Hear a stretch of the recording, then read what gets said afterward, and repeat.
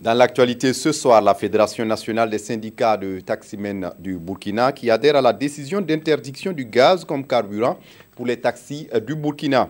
Les responsables de la fédération étaient face à la presse ce lundi.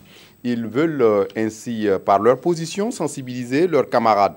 La mesure entre en vigueur en octobre prochain. Explication, Mokhtar Ouedraogo, Nathalie Sawadougou.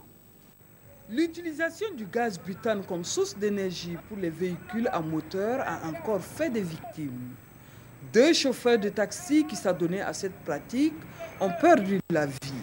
Un autre chauffeur plus chanceux aurait survécu. Une situation qui oblige la Fédération des syndicats des taximens à sortir de leur silence pour joindre leur voix à celle du gouvernement.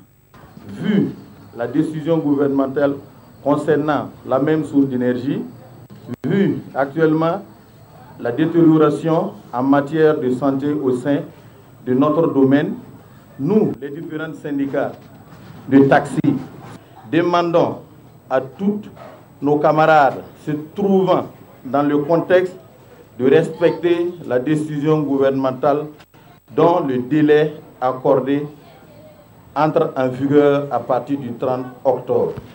Le gaz butane pour faire marcher les véhicules, la pratique prend de l'ampleur dans nos villes. Et de nos jours, 2002 taxis à gaz ont, selon les conférenciers, été recensés sur tout le territoire burkinabé.